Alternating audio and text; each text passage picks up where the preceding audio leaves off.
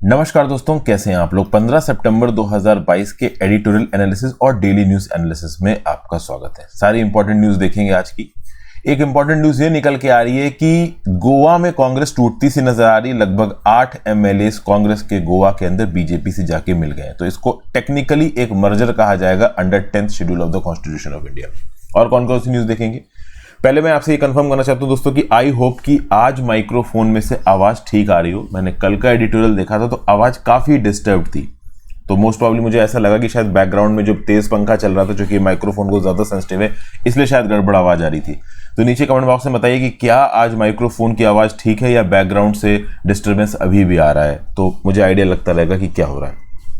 और कौन कौन सी न्यूज आज देखेंगे, तो 4 और ट्राइब्स को एससी लिस्ट में जोड़ा गया और कुछ स्पेसिफिक स्टेट्स में जोड़ा गया। कुछ tribes already SC ST list में हैं आपके कुछ स्टेट्स में, बाकी स्टेट्स में उनको जोड़ा जा रहा है। तो कहां कहां पे जोड़ा जा रहा है इसको देखे जाने। बीसीसीआई ऑफिस बेयरर से रिलेटेड जो कूल ऑफ पीरियड है, इसको लेकर सुप्रीम कोर्ट ने कुछ बोला है, इसको देखेंगे। हेट स्पीच के अगेंस्ट कोई स्पेसिफिक कानून नहीं है, ऐसा इलेक्शन कमीशन ऑफ इंडिया ने अपने एफिडेविट में सुप्रीम कोर्ट से बोला है, इसको देखेंगे। फॉरेन कंट्रीज में जो भी हमारे डिप्लोमेटिक ऑफिसेस हैं, गवर्नमेंट इंस्टीट्यूशंस हैं, बैंक्स हैं, वहां पे हिंदी के प्रयोग को इस्तेमाल होना चाहिए, ऐसा मिनिस्ट्री ऑफ होम अफेयर्स ने एक्सटर्नल अफेयर्स से बोला है, इसको देखेंगे। और मेडिकल डिवाइसेस के लिए एक नया रेगुलेटर, अभी जो सीडीएससीओ है ये प्रॉपर तरीके से मेडिकल डिवाइसेस इंडस्ट्री को रेगुलेट नहीं कर पा रहा है, तो मेडिकल डिवाइसेस इंडस्ट्री के लिए एक नए रेगुलेटर की बात की जा रही है, इसको देखेंगे। फिर एडिटोरियल में मैं कौन कौन से आर्टिकल डिस्कस करूंगा, तो भाई ग्रोइंग वाटर क्राइसिस, जो वाटर क्राइसिस बढ़ रही है उसके बारे में एक आर्टिकल है। अयोध्या का सिनारियो, जो बाबरी मस्जिद डेमोलिशन हुआ था, इस कंटेक्स्ट में लेके आज की डेट में ओवरऑल ये जो टेंडेंसी निकल के आ रही है कि हाँ भाई जहां जहां पे भी मस्जिद बने हुए हैं वहां पे पहले टेम्पल्स थे और टेम्पल्स के आधार पर मस्जिद के एग्जिस्टेंस को क्वेश्चन किया जाता है, इस बात को लेके एक आर्टिकल है, इसको देखेंगे। डोलो स्कैंडल निकल के आया था रिसेंटली, कंप्लेन आई थी कि डोलो कंपनी ने 1000 करोड़ के फ्रीबीज बांटे हैं डॉक्टर को डोलो रिकमेंड करने के लिए। तो इस न्यूज में कितनी जान है, कितना दम है, फ्रीबी किस प्रकार से बांटे जाते हैं, इसको देखेंगे। एलएसी की डिसएंगेजमेंट को लेकर एक आर्टिकल है। और अगस्त का इन्फ्लेशन डाटा प्रोविजनल बेसिस पे सामने आ चुका है, तो ये इन्फ्लेशन कैसे गरीबों को बहुत इफेक्ट करता है, इसको हम लोग यहाँ पे देखेंगे। तो 5 आर्टिकल्स लगभग आपके एडिटोरियल पे मैं आपके डिटेल में डिस्कस करूंगा। वर्ड ऑफ द डे देख लेते हैं, बाउट। बाउट मतलब short period of great activity. जैसे कि जब बॉक्सिंग भी होती है तो बोला जाता है बाउट है, मतलब बॉक्सिंग के समय पे इंसान बहुत एक्टिव होता है, बहुत एनर्जी लगा रहा होता है, लड़ रहा होता है, तो ग्रेट एक्टिविटी होती। तो बाउट का मतलब ही यही होता है, छोटा सा पीरियड ग्रेट एक्टिविटी का। तो कुछ सेकंड का जो बॉक्सिंग रिंग का राउंड होता है उसको आप बाउट बोलते हो। तो उसी प्रकार से आप कह सकते हो कि छोटे समय में बहुत ज्यादा एक्टिविटी हो रही है, इसको आप बोलोगे बाउट। जैसे कि आप बाउट इन जिम और फिटनेस बाउट इन जिम, समझ गए ना। तो जिम में एकदम से आप दौड़ गए और बिल्कुल बंच प्रेस मार दी, तो इसको आप बाउट कह सकते हो कि हाँ मतलब छोटे समय के लिए आपने बहुत ज्यादा एक्टिविटी दिखाई। चलिए पहली news, GS paper 2 state list. दोस्तों वीडियो पर लाइक का बटन दबाइए, इंस्टाग्राम पे फॉलो कर लीजिए, टेलीग्राम ग्रुप ज्वाइन कर लीजिए, हो सके तो वीडियो को शेयर और सब्सक्राइब करें। देखिए लाइक शेयर जरूर करें क्योंकि इससे चैनल का एंगेजमेंट बढ़ता है, ये मैं आपसे हमेशा बोलता हूं। उसके बाद इंस्टाग्राम पे आप जुड़ सकते हैं, जोड़ना चाहें तो टेलीग्राम ग्रुप पे आपको लेक्चर की पीडीएफ और नोटिफिकेशन मिल जाएगी। तो भैया गोवा असेंबली में कांग्रेस के हैं 11 एमएलए, जिसमें से 8 निकल के चले गए हैं भारतीय जनता पार्टी की तरफ। तो ऐसा बताया जा रहा है कि कांग्रेस ओवरऑल गोवा में बहुत हद तक टूटती नजर आ रही है। 3 साल में पिछले ये कई बार देखा गया है, एक्चुअली 2-3 बार देखा गया है कि कांग्रेस पार्टी के एमएलए निकल के बीजेपी की तरफ जा रहे हैं। अभी आप देखो फरवरी में जब असेंबली इलेक्शंस हुए थे, उस समय पे जो 37 कांग्रेस कैंडिडेट्स थे उन्होंने शपथ ली थी कि हम अपनी पार्टी की तरफ लॉयल रहेंगे, किसी और पार्टी में नहीं जाएंगे। उसके बावजूद यहां पे डिफेक्शन हुआ है, और जो शपथ हुई थी दरगाह के सामने, टेंपल के सामने, चर्च के सामने, हर जगह पे हुई थी, बट उसके बाद भी डिफेक्शन हुआ है। और एक्चुअली में इसको डिफेक्शन नहीं कहा जा रहा है, इसको मर्जर कहा जा रहा है, क्योंकि इस समय पे कांग्रेस पार्टी के जितने भी टोटल एमएलएज हैं गोवा लेजिस्लेटिव असेंबली में, उसके 2/3 निकल के चले गए हैं बीजेपी की तरफ। तो टेक्निकली ये डिस्क्वालीफाई नहीं होंगे, इसको आप मर्जर बोलोगे। 10th शेड्यूल के अंदर इसको मर्जर कहा जाता है, उसके बारे में टेक्निकल डिटेल्स अभी डिस्कस करूंगा। और जो लीडर्स कांग्रेस की तरफ से निकल के बीजेपी में गए हैं, ये टॉप दिग्गज लीडर हैं कांग्रेस के गोवा में। Chief minister, former chief minister Digambar Kamat, farmer leader of opposition Michael Lobo और उनकी वाइफ डेलिला लोबो। फिर लॉन्ग टर्म कांग्रेस लॉयलिस्ट जैसे कि एलेक्सो सेक्वेरा, संकल्प अमोनकर, रोडोल्फो फर्नांडिस, राजेश फालदेसाई, केदार नायक, ये गोवा की पॉलिटिक्स में बड़े नाम है। और इनका निकल के चले जाना बीजेपी के अंदर ऑटोमेटिकली कांग्रेस को कमजोर करता है। अभी तक गोवा की 40 सीटों की असेंबली में 20 एमएलए थे कांग्रेस मतलब बीजेपी के, अब 28 हो चुके हैं, क्योंकि ये 8 कांग्रेस की तरफ से निकल के चले गए हैं बीजेपी के पास। वैसे तो देखा जाए तो 40 एमएलए में से 33 एमएलए बीजेपी के अलायंस को सपोर्ट करते हैं। 2 लेजिस्लेटर महाराष्ट्रवादी गोमंतक पार्टी के हैं और 3 इंडिपेंडेंट हैं। तो आज की डेट में गोवा के अंदर 40 एमएलए में से 33 तो बीजेपी वाले फ्रंट को सपोर्ट कर रहे हैं, 7 अपोजिशन में है। कौन कौन से? तो 3 कांग्रेस के, कार्लोस फेरेरा, अल्टोन डी कोस्टा एंड यूरी एलेमाओ, और गोवा फॉरवर्ड पार्टी का 1, 2 आम आदमी पार्टी के, 1 रेवोल्यूशनरी गोवांस पार्टी का। तो ये अभी के लिए अपोजिशन है। अब बात करते हैं एंटी डिफेक्शन लॉ की। एंटी डिफेक्शन लॉ बनाया गया था ताकि जो इंडिविजुअल मेंबर्स ऑफ पार्लियामेंट है, जो मेंबर ऑफ लेजिस्लेटिव असेंबली है, वो डिफेक्ट ना करें, एक पॉलिटिकल पार्टी छोड़ के दूसरी पॉलिटिकल पार्टी में ना जाए, और अगर जाएंगे तो उनके ऊपर कुछ पेनल्टी वगैरह लगाई जा सकती है, मतलब उनको डिस्क्वालीफाई किया जा सकता है। जो 10वां शेड्यूल है 1985 में 10th शेड्यूल आया था anti defection law. Anti defection law के अंदर ये साफ साफ बोला गया है कि ओवरऑल डिफेक्शन नहीं कर सकते। अगर एक इंडिविजुअल अपनी मन मुताबिक एक पॉलिटिकल पार्टी को छोड़ के दूसरी में जा रहा है तो उसको यहां पे डिस्क्वालीफाई किया जा सकता है। हालांकि 52nd अमेंडमेंट एक्ट 1985 के थ्रू जब ये एंटी डिफेक्शन लॉ बनाया गया था तब ये बोला गया था कि अगर 1/3 मेंबर निकल के दूसरी पॉलिटिकल पार्टी की तरफ जाते हैं तो उसको मर्जर माना जाएगा। लेकिन बाद में पता चला कि 1/3 बहुत कम है और एक अमेंडमेंट आया। इस अमेंडमेंट को आप बोलते हो 91st कॉन्स्टिट्यूशनल अमेंडमेंट एक्ट 2003।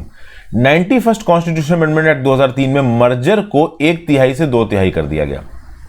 मतलब एक पॉलिटिकल पार्टी के अगर 2/3 मेंबर्स निकल के दूसरी पॉलिटिकल पार्टी में जाते हैं तो उसको मर्जर माना जाएगा विद इफेक्ट फ्रॉम 2003।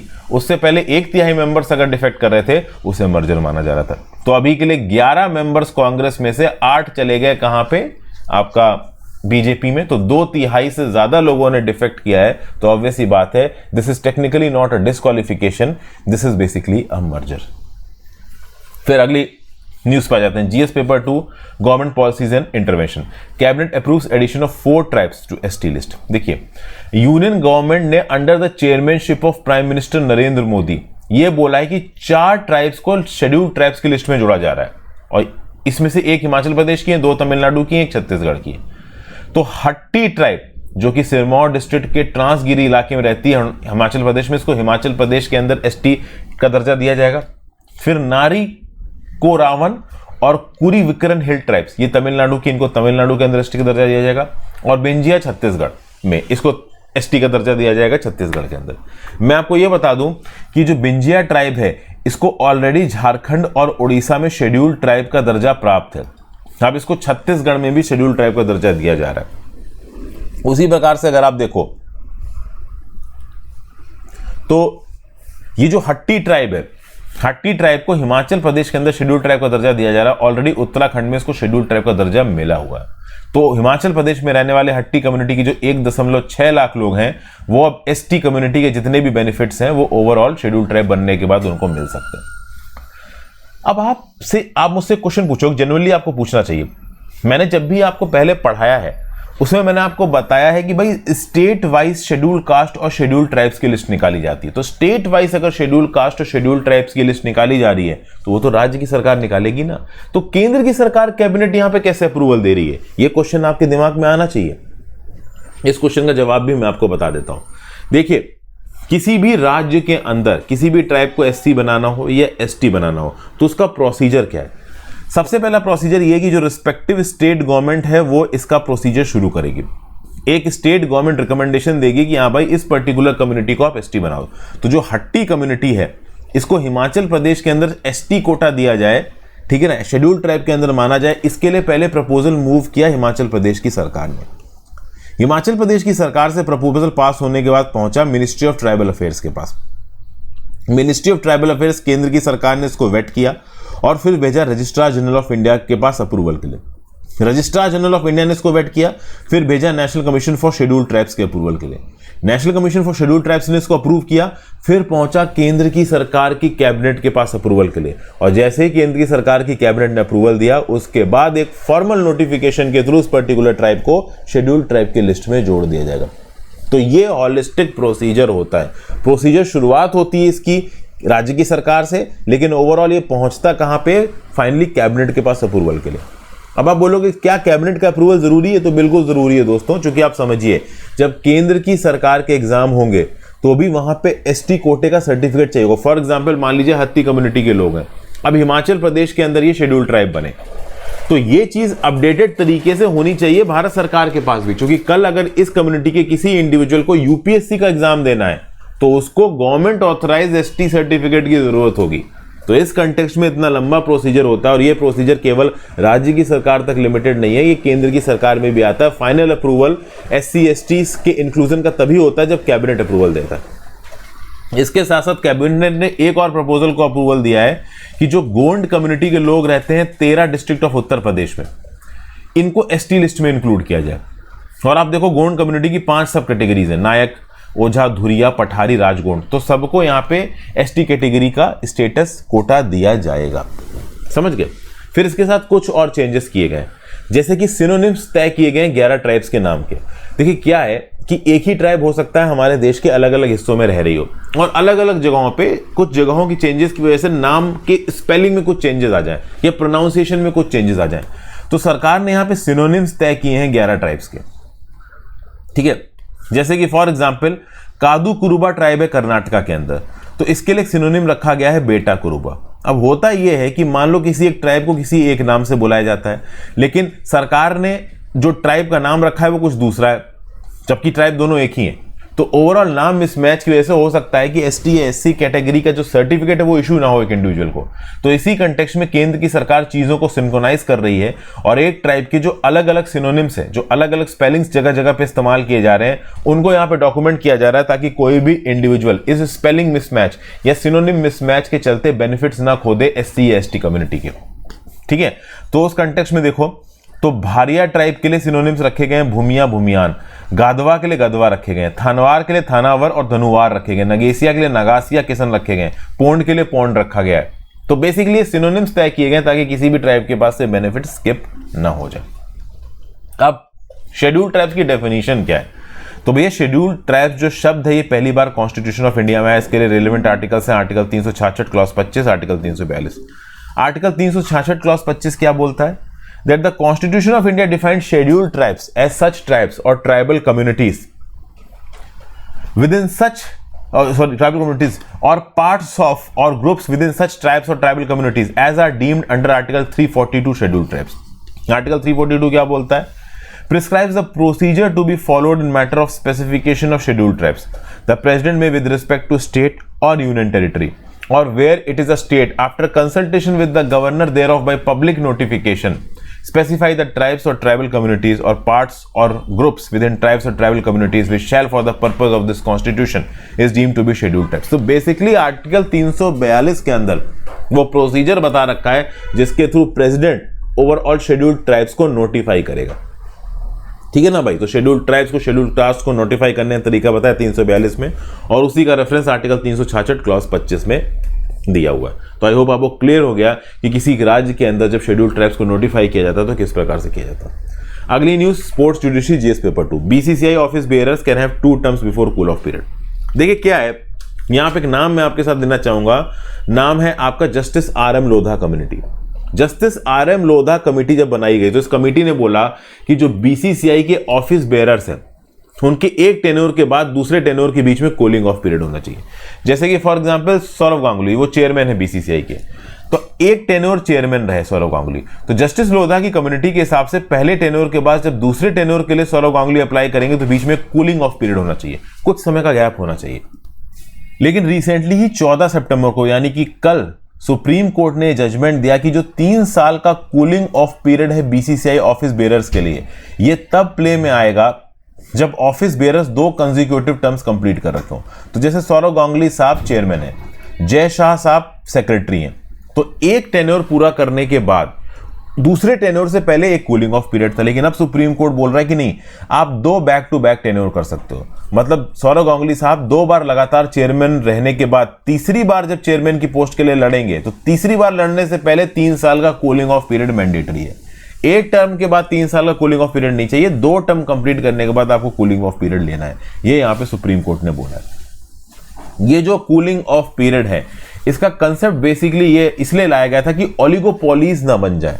ओलिगोपोलीज समझ रहे हो ना? देखिए RM लोधा कमेटी ने यह बोला था कि अगर एक ही इंडिविजुअल चेयरमैन बना रहता है, सेक्रेटरी बना रहता है, तो वो considerable amount of influence exercise करेगा उस पर्टिकुलर बॉडी के अंदर। आपने सरकारी डिपार्टमेंट्स में भी देखा होगा, सरकारी डिपार्टमेंट्स में जब आपको डीएम बनाया जाता है, मान लो आप किसी सिटी शहर के लखनऊ में आप डीएम बना दिए गए, तो ऐसा थोड़ी ना कि आप 10 साल तक लखनऊ के डीएम बने रहोगे। 1 साल, 2 साल, 3 साल बाद आपका ट्रांसफर हो जाएगा। नॉर्मल कर 2 साल की पोस्टिंग होती है। वो ट्रांसफर क्यों किया जाता है? क्योंकि आप पोजीशन ऑफ अथॉरिटी में होते हो। मान लो आप सीतापुर डिस्ट्रिक्ट के सुप्रिंटेंडेंट ऑफ पुलिस बना दिए गए, तो एक लिमिटेड टेन्योर तक आप काम करोगे और उसके बाद आपका ट्रांसफर होगा। अगर आपको लगातार उस जगह पे पोस्ट कर देंगे तो आप वहां पे कंसीडरेबल अमाउंट ऑफ इन्फ्लुएंस रखोगे और इस कंसीडरेबल अमाउंट ऑफ इन्फ्लुएंस को आप एक्सप्लॉइट भी कर सकते हो अपने फेवर में। इसीलिए गवर्नमेंट डिपार्टमेंट से भी समय समय पे पोस्टिंग होती है।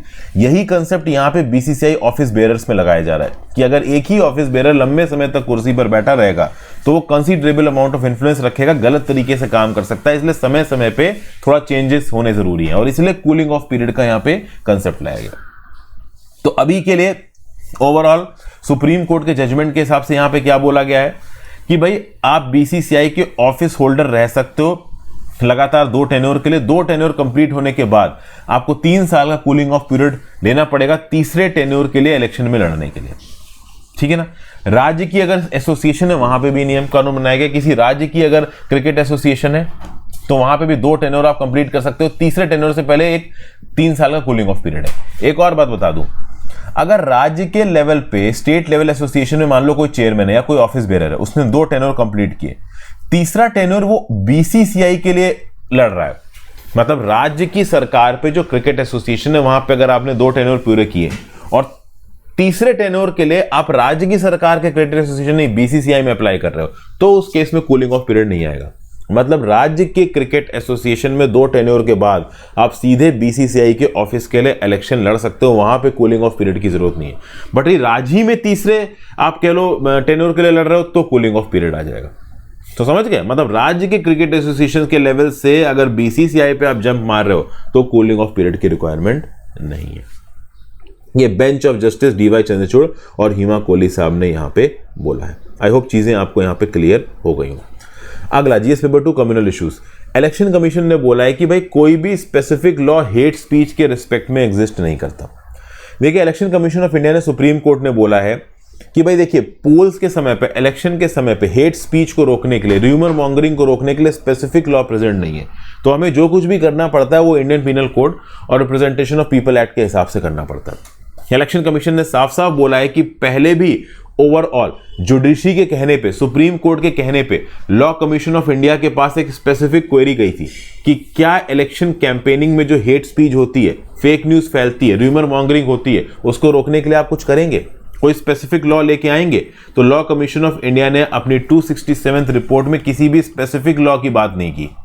फिर यह भी पूछा गया लॉ कमीशन ऑफ इंडिया को सुप्रीम कोर्ट के द्वारा कि क्या इलेक्शन कमीशन ऑफ इंडिया को हमें यह ताकत देनी चाहिए कि अगर कोई पर्टिकुलर मेंबर हेट स्पीच फैला रहा है या कोई एक पॉलिटिकल पार्टी गलत तरीके से अपने इलेक्शन कैंपेन को चला रही है, तो क्या इलेक्शन कमीशन ऑफ इंडिया के पास ये ताकत है कि वो उस पॉलिटिकल पार्टी को डीरिकॉग्नाइज कर सके, उसके मेंबर्स को डिस्क्वालीफाई कर सके चूंकि वो हेट स्पीच फैला रहे हैं?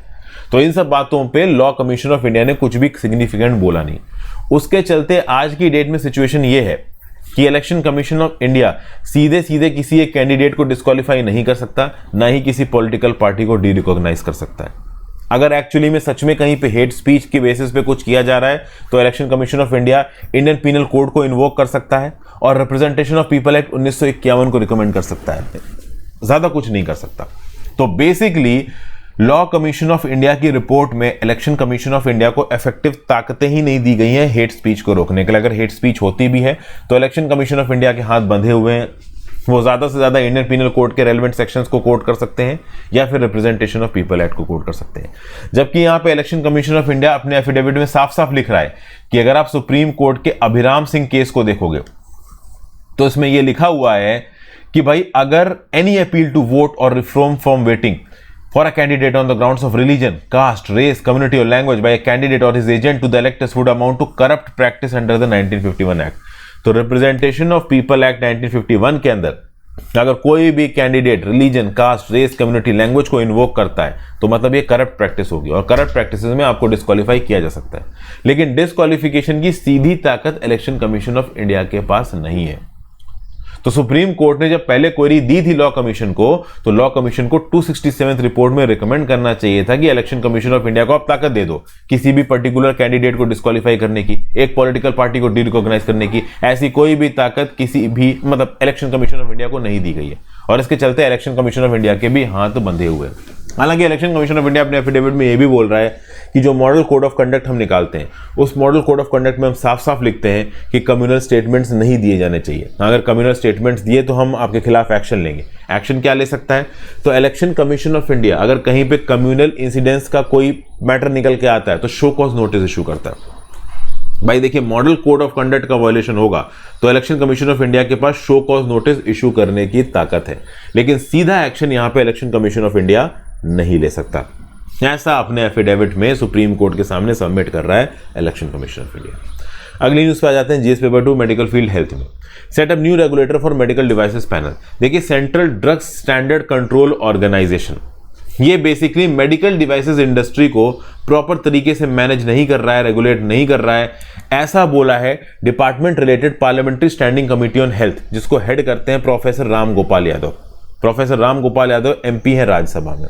इनका यह बोलना है कि central drugs standard control organisation ये प्रॉपर तरीके से मेडिकल डिवाइसेस इंडस्ट्री को रेगुलेट नहीं कर पा रहा है। 138वीं रिपोर्ट यहां पे medical devices regulations and control नाम की सबमिट की गई राज्यसभा के अंदर। इस पर्टिकुलर रिपोर्ट में यह बोला गया कि फार्मास्यूटिकल सेक्टर में तो central drugs standard control organisation काम कर रहा है, दवाइयां वगैरह किस रेट पे मार्केट में बिक रही हैं, ओवरऑल इन सब चीज़ों को तो मॉनिटर किया जा रहा है। उसको नेशनल फार्मास्यूटिकल प्राइसिंग अथॉरिटी भी मॉनिटर करता है, दवाइयों की क्वालिटी क्या है। लेकिन central drug standard control organisation इस चीज़ को मॉनिटर नहीं कर पा रहा है कि भाई टेस्टिंग लेबोरेटरी क्या बेस्ट है हमारे पास, IT इनेबल्ड फीडबैक है कि नहीं है, मार्केट सर्वेलेंस प्रॉपर तरीके से हो रही है कि नहीं हो रही है, मेडिकल डिवाइसेस की रजिस्ट्री को हम प्रॉपर तरीके से मेंटेन कर रहे हैं कि नहीं कर रहे हैं। इसको यहां पे सर्टिफाई और ऑर्गेनाइज्ड बनाने की जरूरत है। क्योंकि अगर हमारी मेडिकल डिवाइसेस की इंडस्ट्री अगर सर्टिफाइड होगी, देखिए क्या होता है, बहुत सारे इम्प्लांट्स लगते हैं, फॉर एग्जाम्पल पेसमेकर, किसी की हार्ट सर्जरी हुई, पेसमेकर लगाया गया। इस प्रकार से बहुत सारे आप कह लो स्पेसिफिक एलिमेंट्स को, मेटल्स को किसी एक इंसान की बॉडी के अंदर लगाया जाता है उसके फंक्शंस को इंप्रूव रखने के लिए। तो क्या ये इम्प्लांट सही तरीके से काम कर रहे हैं? इसको आप कैसे पेरूज करोगे, इसको आप कैसे रिकॉग्नाइज करोगे, इसको आप कैसे आगे ट्रैक करोगे? इसके लिए एक अलग से यहां पे रेगुलेटर बनाया जाना चाहिए, ऐसा बोला जा रहा है departmental related parliamentary standing committee की रिपोर्ट के द्वारा। Central drug standard control organisation यहां पे प्रॉपर तरीके से काम नहीं कर रहा है। तो बेसिकली कमेटी का यह बोलना है कि जो CDSCO को बनाया गया था, उसको बनाया गया था फार्मा सेगमेंट के लिए, मेडिकल डिवाइसेस के रेगुलेशन के लिए, लेकिन मेडिकल डिवाइसेस ठीक तरीके से रेगुलेट नहीं हो पा रहे हैं। कमेटी का यह भी बोलना है, डिपार्टमेंटल रिलेटेड स्टैंडिंग कमेटी का, कि हमारे देश में केवल 18 certified medical device testing laboratories हैं जिसको CDSCO ने अप्रूव किया है। जिस साइज की हमारी कंट्री है, जितने पेशेंट है, जिस लेवल पे हेल्थ इंफ्रास्ट्रक्चर काम कर रहा है और जिस लेवल पे ये आगे बढ़ेगा, उस लेवल पे ये 18 certified medical device testing laboratory बहुत कम है। हमें ज्यादा कॉमन इंफ्रास्ट्रक्चर की जरूरत है, ज्यादा स्पेसिफिक और इंप्रूव्ड इंफ्रास्ट्रक्चर की जरूरत है। देश के अलग अलग हिस्सों में जरूरत है। अगर ज्यादा इंफ्रास्ट्रक्चर होगा तो समय समय पे अलग अलग जगहों पे जो भी फार्मास्यूटिकल आप कह लो हेल्थ सेंटर्स हैं, तो हेल्थ सेंटर्स की जो दवाइयां हैं उनका चेक किया जा सकता है, ओवरऑल उनका मेंटेनेंस किया जा सकता है। अभी क्या है कि मान लो तमिलनाडु के गांव के किसी प्राइमरी हेल्थ सेंटर में कोई हेल्थ मशीन है, वो हेल्थ मशीन सही तरीके से काम कर रही है नहीं कर रही है, उसके लिए पास में कोई टेस्टिंग लेबोरेटरी अवेलेबल हो CDSCO एक्रेडिटेड, इस बात के चांसेस बहुत कम है। तो मेडिकल डिवाइसेस के इकोसिस्टम को इंडिया के अंदर इंप्रूव करने के लिए ये स्टेप्स लेने की बात कर रही है डिपार्टमेंटल रिलेटेड स्टैंडिंग कमेटी। फिर एक IT इनेबल्ड फीडबैक भी यहां पे डेवलप करने की बात की जा रही है ताकि मेडिकल डिवाइसेस का post market surveillance system establish किया जा सके। मेडिकल इम्प्लांट्स प्रॉपर तरीके से काम हो रहे हैं नहीं हो रहे हैं, इसको हम लोग देख सकें, ट्रैक कर सकें, पेशेंट्स को गुड क्वालिटी और अप्रूव्ड मेडिकल डिवाइसेस मिले, इन सब चीज़ों को इंश्योर करना ज़रूरी है। और यही DRSC करने की कोशिश कर रही है एक नया रेगुलेटर बना के। तो जब नया रेगुलेटर बनेगा उसमें समय समय पे एडिक्वेट क्वांटिटी में स्टेट मेडिकल पर्सनल्स डेजिग्नेट किए जाएंगे as medical device testing officers, जो कि समय समय पे बताएंगे कि क्या मेडिकल डिवाइसेस सही तरीके से काम कर रहे हैं या नहीं कर रहे हैं। आगे आने वाले समय में इस रेगुलेटर का मैंडेट बढ़ने वाला है क्योंकि मेडिकल डिवाइसेस इंडिया के अंदर बहुत तेजी से बढ़ेंगे। रीजन भी हेल्थ सेक्टर बहुत तेजी से बढ़ रहा है, तो उसमें यूज होने वाले मेडिकल डिवाइसेस भी बढ़ेंगे ही बढ़ेंगे। और जो नया रेगुलेटर आएगा वो IISc, CISR CSIR और DRDO जैसे अपने कुछ स्पेसिफिक प्रीमियर रिसर्च इंस्टीट्यूट्स बना सकता है मेडिकल डिवाइसेस की इकोसिस्टम को और प्रमोट करने के लिए इंडिया के अंदर। तो ये था आर्टिकल। आज के करंट अफेयर्स के अगले आर्टिकल चलते हैं। GS paper 2 government policies and interventions के अंदर काम आएगा। केंद्र की सरकार हिंदी के प्रयोग को गवर्नमेंट ऑफिसेस और फॉरेन बैंक्स में इस्तेमाल करने की बात कर रही है। मिनिस्ट्री ऑफ होम अफेयर्स ने मिनिस्ट्री ऑफ एक्सटर्नल अफेयर्स को एक चिट्ठी लिखी और यह बोला कि हिंदी का इस्तेमाल करिए बैंकों में, पब्लिक सेक्टर अंडरटेकिंग्स में, एम्बेसीज में और उन गवर्नमेंट डिपार्टमेंट्स में जो कि फॉरेन कंट्रीज में काम कर रहे हैं। तो हमारे जो गवर्नमेंट डिपार्टमेंट है, for example Punjab national bank की एक ब्रांच है लंदन में, बैंक ऑफ बड़ौदा की ब्रांच है मान लो ऑस्ट्रेलिया में, हमारे देश की बहुत सी बैंकों की ब्रांच फॉरेन में है, तो वहां की फॉरेन ब्रांचेस में भी काम हिंदी में हो सके, इस बात को इंश्योर करना जरूरी है। हमारी जो एम्बेसीज फॉरेन में काम कर रही है वहां पे हिंदी में काम कर सके होना जरूरी है। क्योंकि अगर आप देखो तो मान लो कोई स्पेनिश एम्बेसी इंडिया के अंदर दिल्ली में है, तो वहां पे जो स्पेनिश एम्बेसी का इंटरनल डिपार्टमेंटल कम्युनिकेशन है ना, वो उनकी स्पेनिश भाषा में होता है, तो क्यों ना हम हिंदी भाषा में करें बाहर के देशों में, ये यहां पे बोला जा रहा है। और इसीलिए overall ministry of home affairs ने एक्सटर्नल अफेयर्स मिनिस्ट्री से यह भी बोला है कि एक ऑफिशियल लैंग्वेज इंप्लीमेंटेशन कमेटी बनाइए जो इस चीज को इंश्योर करेगी। जब से भारतीय जनता पार्टी की गवर्नमेंट आई है 2014 से हिंदी को प्रमोट करने की बात कर रहे हैं, लेकिन ऑब्वियसली बात इसको अपोजिशन भी बहुत आया है। जो लोग हिंदी को यूज नहीं करना चाहते वो इसको अपोज भी करते हैं। नेशनल एजुकेशन पॉलिसी 2020 मल्टीलिंगुअलिज्म की बात करता है, 3 लैंग्वेज फॉर्मूला को स्कूल्स में इंप्लीमेंट करने की बात करता है, जिसमें से कम 2 लैंग्वेजेस नेटिव हो।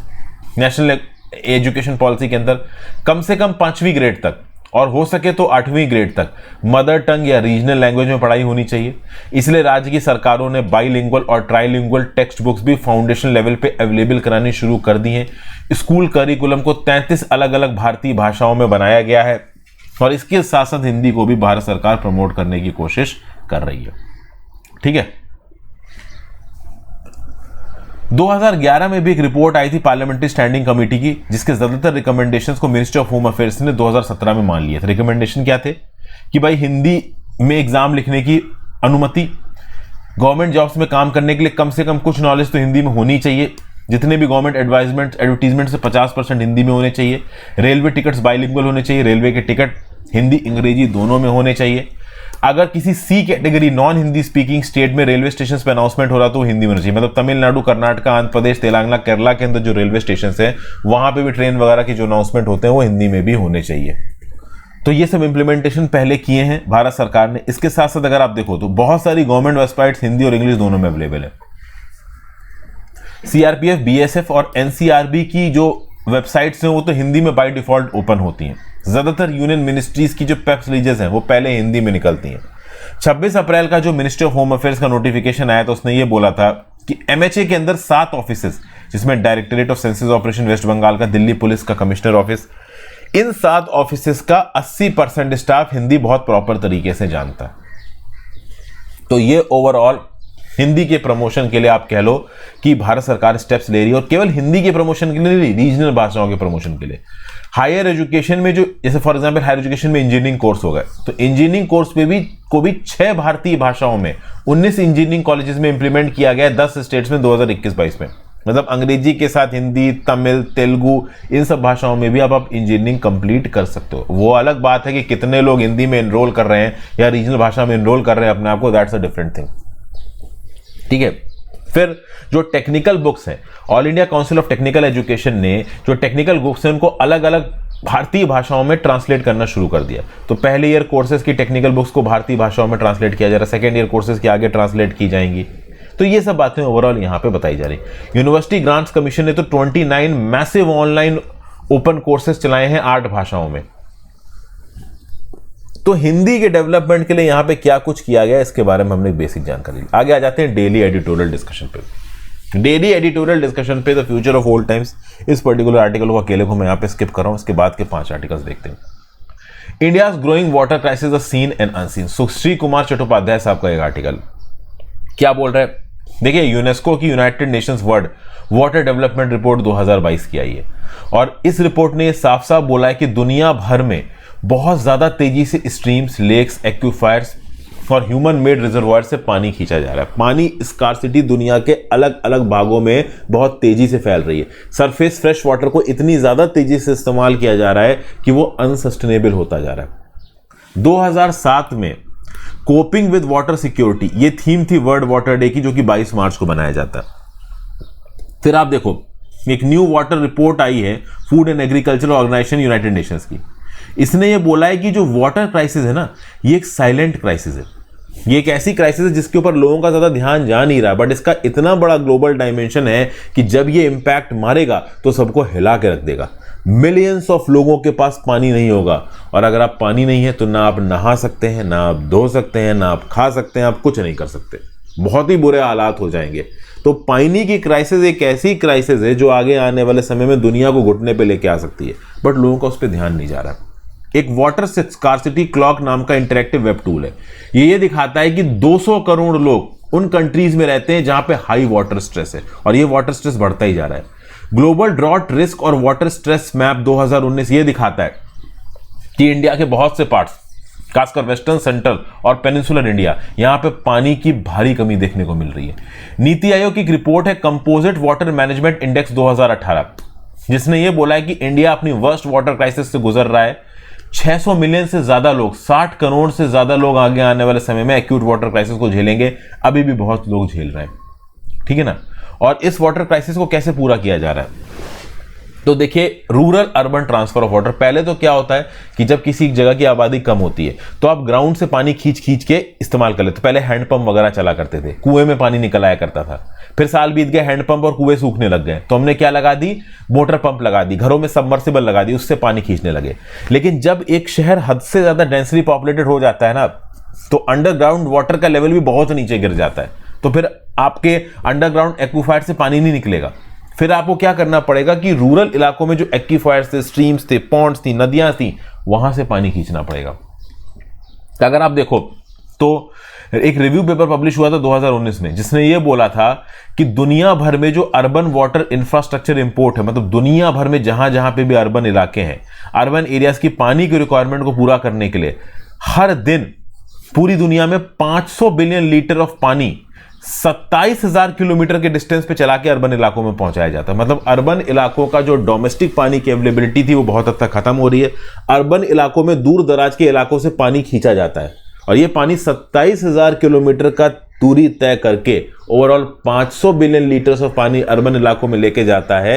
ज्यादातर इंटर बेसिन ट्रांसफर से होता है। आपने देखा होगा कई कैनाल बनाई जाती हैं, एक नदी को दूसरी नदी से जोड़ दिया, जिस नदी को जिस नदी से जोड़ा तो जिस नदी में ज्यादा पानी था उसका एक्सेस पानी आप सूखी वाली नदी में ले गए। ये क्या है, एक प्रकार का इंटर बेसिन ट्रांसफर है, कैनाल वगैरह बना के। और इस प्रकार की बहुत सी कैनाल्स दुनिया भर में बनाई जा रही है, इंक्लूडिंग इंडिया। ओके, अब क्या है कि एक ईयर रिपोर्ट आई थी, trans boundary water system status and trend 2016। इस पर्टिकुलर रिपोर्ट ने इस इंटर बेसिन ट्रांसफर को सस्टेनेबल डेवलपमेंट गोल्स के साथ जोड़ा था, और ये बताया था कि लॉन्ग टर्म में ये जो इंटर बेसिन ट्रांसफर वाली प्रॉब्लम है ना, ये प्रॉब्लम क्रिएट कर सकती है 3 कैटेगरीज में, बायोफिजिकल, सोशियो इकोनॉमिक और गवर्नेंस। इंडिया में बायोफिजिकल और सोशियो इकोनॉमिक रिस्क बहुत ज्यादा है।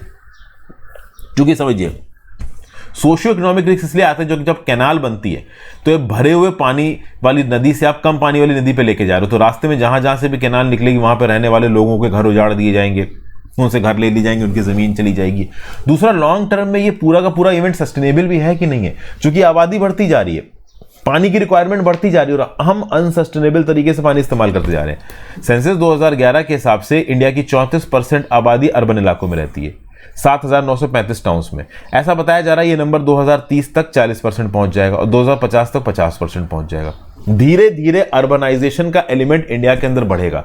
जितना ज्यादा अर्बन इलाके उतना ज्यादा पानी का अनसस्टेनेबल कंजम्पशन, और जितना ज्यादा अनसस्टेनेबल कंजम्पशन उतना ही ज्यादा हम फ्यूचर के लिए अपना खुद का गड्ढा खोद रहे हैं, अपनी खुद की कब्र खोद रहे हैं। क्योंकि जहां से आप पानी ले रहे हो आप उस इलाके को वाटर डेफिशिएंट बना रहे हो। अगर अर्बन इलाकों में पानी कम है तो मोस्ट प्रॉब्ली रूरल इलाकों से आ रहा होगा। अभी रूरल इलाकों से जो पानी आ रहा है तो रूरल इलाकों में कम होगा, रूरल इलाकों में कम होगा तो इरिगेशन इफेक्ट होगा, रूरल इकोलॉजी इफेक्ट होगी, वहां पे जो पेड़ वगैरह हैं सूख सकते हैं, वहां की लोकल ग्रीनरी जा सकती है। तो everything is at an expense.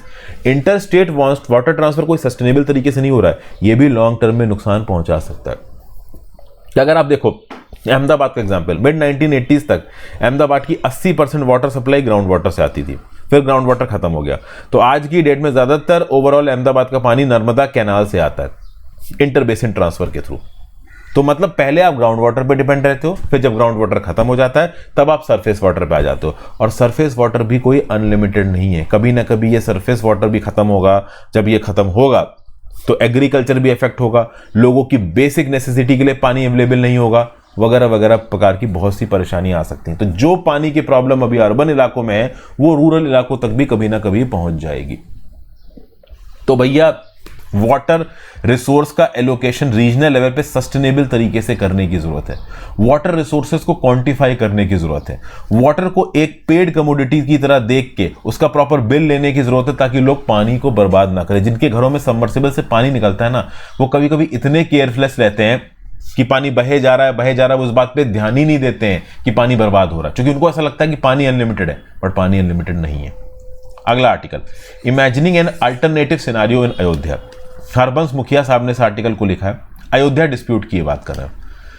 देखिए, अयोध्या डिस्प्यूट का जजमेंट आया 9 नवंबर 2019 को।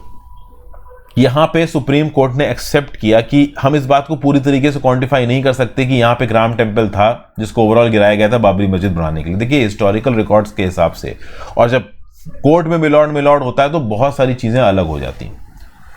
अब क्या है, इंडिया के अंदर ऐसे बहुत से इश्यूज उठते नजर आ रहे हैं जहां पे ये देखा जा रहा है कि ओवरऑल ये कहा जा रहा है कि पुराने समय के जो मीडिवल मुस्लिम रूलर्स आए उन्होंने टेंपल को तोड़ा और उन टेंपलों की जगह मस्जिद बना दी। तो आज की डेट में जो मेजॉरिटी फोर्सेज है वो टेंपल्स को रिक्लेम करना चाहते हैं।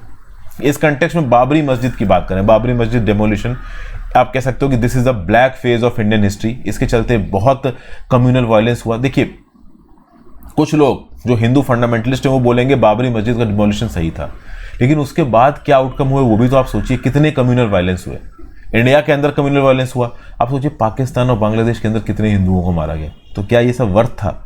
क्या किसी की जान वर्थ है? ये एक बड़ा सवाल उठता है। खैर, उस पर हम नहीं जाते हैं। यहाँ पे एक पुरानी स्टोरी सुना रहे हैं ऑथर सुना रहे हैं कि 22 से 23 दिसंबर 1949 की ठंडी रात को क्या हुआ कि कुछ रामलला की आइडल्स को चुपके से बाबरी मस्जिद के अंदर रख दिया गया। इसमें जो डिस्ट्रिक्ट मजिस्ट्रेट थे के नायर, उसने मदद दी, और उत्तर प्रदेश के जो चीफ मिनिस्टर थे जीबी पंत, जो कि एक बड़े स्ट्रांग कांग्रेसमैन थे, उन्होंने सब चीजों में सपोर्ट किया। तो बाबरी मस्जिद के अंदर ओवरऑल थोड़ी पॉलिटिक्स हुई, इस प्रकार की बातें कर रहे हैं ऑथर यहाँ पे। फिर बाबरी मस्जिद को 50 सालों तक बंद रखा गया। ओके, बाद में राजीव गांधी जी के कहने पे इसको ओपन कर दिया गया था। रीजन बीइंग कि उस समय पे शाह बानो केस में राजीव गांधी को बहुत हद तक क्रिटिसाइज भी किया जा रहा था। अब बाद में जब मंडल कमीशन आया तो वीपी सिंह के मंडल कमीशन को टैकल करने के लिए बीजेपी ने राम जन्मभूमि इशू को उठा दिया, और बाद में ये राम जन्मभूमि मंडल कमंडल कॉन्टेस्ट नहीं रह गया, ये हिंदू वर्सेस मुस्लिम की डिबेट इसने पकड़ ली।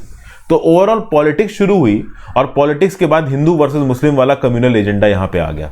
बड़े स्केल पे यहां पे हिंदू मुस्लिम राइट्स भी हुए थे, आपको बताने की जरूरत नहीं है। शुरू में तो क्या था कि जब बाबरी मस्जिद खड़ा हुआ था तो उस समय पे जब कोर्ट में केसेस पहुंच रहे थे, तो कोर्ट में जब नेगोशिएशन हो रहा था तो मुस्लिम साइड को यह ऑफर दिया गया कि आप एक काम करो, टेक्नोलॉजिकली पूरे के पूरे बाबरी मस्जिद को उठा के किसी दूसरी जगह पे रिलोकेट कर दो। टेक्निकली ऐसा पॉसिबल था बाबरी मस्जिद के केस में। इजिप्ट में भी जब सुएज कैनाल को वाइड किया जा रहा था तब एक पुराने मॉन्यूमेंट को पूरा का पूरा उठा के दूसरी जगह रखा गया था।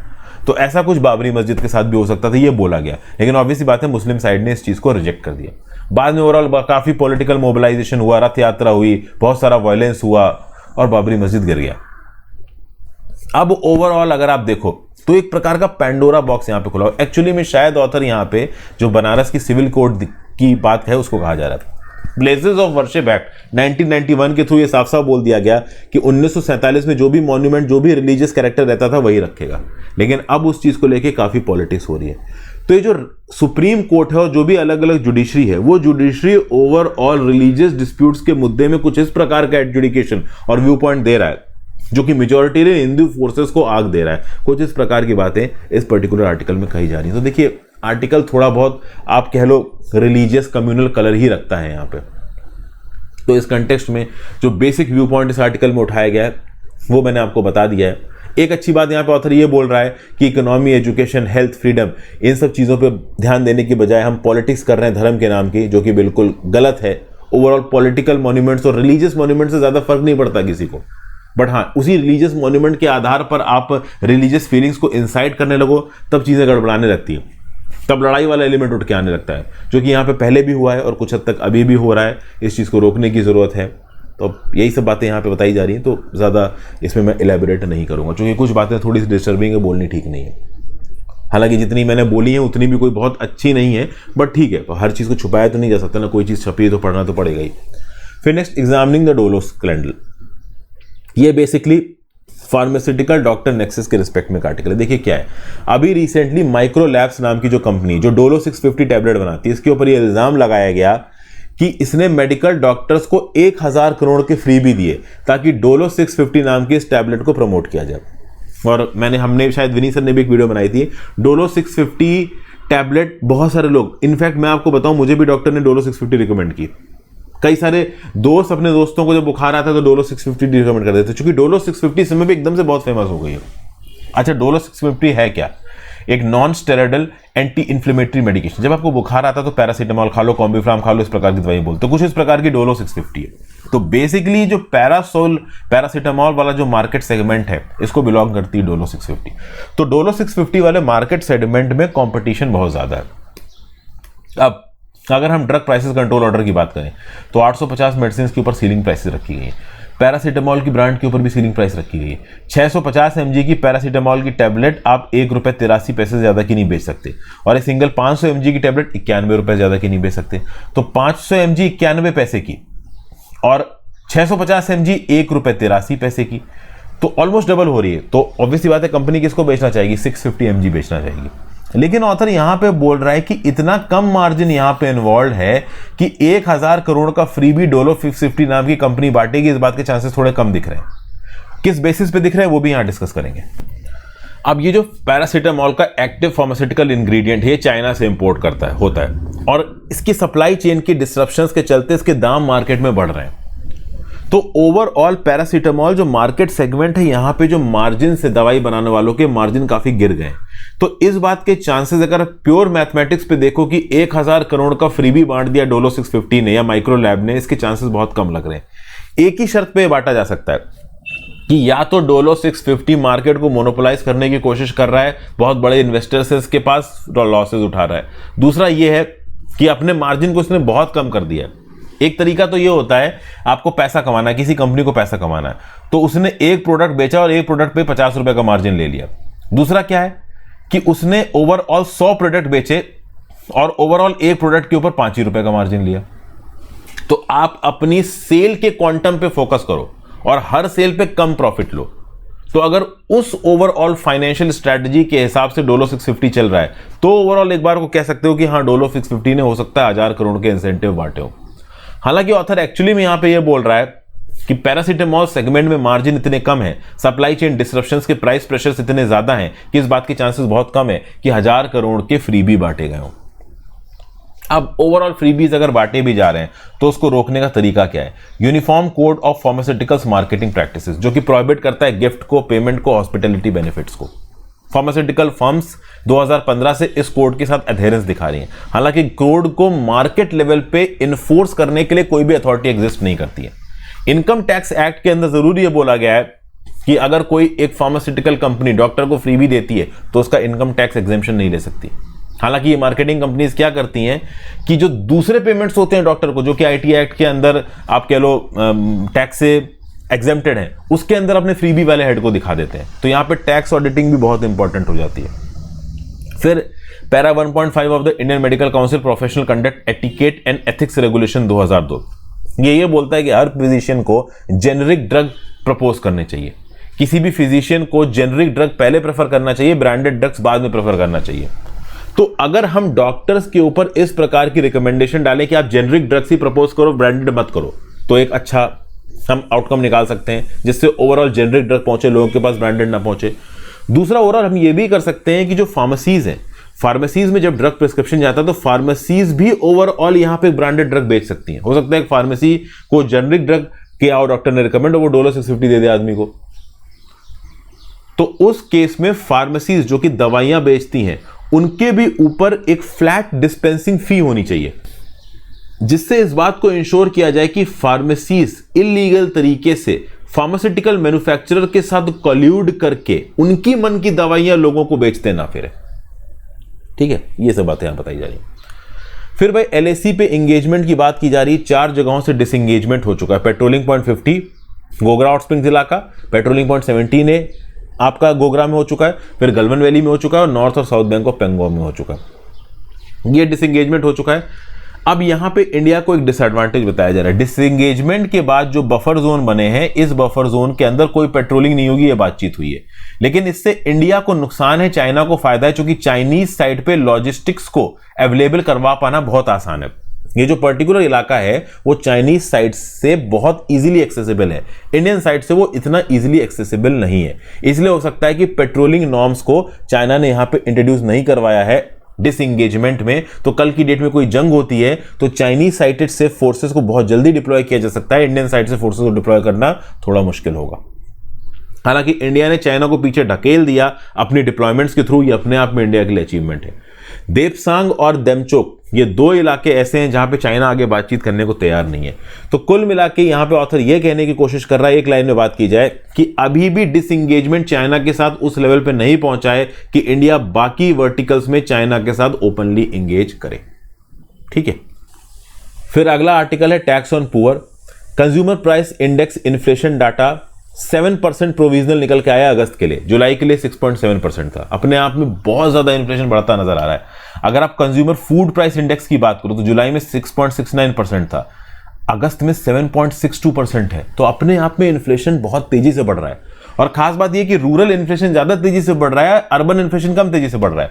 जैसे कि अगर आप बात करो तो अर्बन इलाकों में जो ओवरऑल इन्फ्लेशन बढ़ा है वो रूरल इलाकों में जो मंथ ऑन मंथ बढ़ा है वो 0.88% बढ़ा है, और जो ओवरऑल बढ़ा है वो 0.57% बढ़ा है, जबकि अर्बन के लिए 0.50 0.46 है। मतलब कि रूरल इलाकों में इन्फ्लेशन के बढ़ने का रेट अर्बन इलाकों से ज्यादा है। ये प्रोविजनल डाटा है, इसलिए मैं एक एक फिगर आपके साथ यहां पे डिस्कस नहीं कर रहा हूं। और फूड कैटेगरी में इन्फ्लेशन ज्यादा बढ़ता नजर आ रहा है, और इसमें यह बताया जा रहा है कि ओवरऑल जब इस प्रकार से इन्फ्लेशन बढ़ता है तो सबसे तगड़ी मार पड़ती है गरीब लोगों के ऊपर। अलग अलग कैटेगरी में कितना इन्फ्लेशन इसको बताया गया, प्रोविजनल डाटा, इसलिए मैं डिटेल में आपके साथ डिस्कस नहीं कर रहा हूं। ओवरऑल जब फाइनल फिगर्स निकल के आएंगे I will discuss it in detail with you. So thank you for watching friends. Video को लाइक और शेयर कर दीजिएगा, इंस्टाग्राम पे फॉलो कर लीजिएगा, टेलीग्राम ग्रुप ज्वाइन कर लीजिएगा, ज्यादा से ज्यादा लोगों से लेक्चर को शेयर करें। आई होप आपको लेक्चर्स को सुनने में मजा आ रहा हो। टेलीग्राम ग्रुप जरूर ज्वाइन कर लीजिए, वहां पे आपको लेक्चर की PDF वगैरह मिल जाती है। दोस्तों ज्यादा से ज्यादा वीडियोस को शेयर करिए, आपके शेयर करने से ओवरऑल वीडियोस का एंगेजमेंट बढ़ता है, एंगेजमेंट बढ़ता है यूट्यूब इनको और रिकमेंड करता है। So for increasing the engagement and YouTube visibility, kindly like and share the videos. Have a great day friends. Goodbye.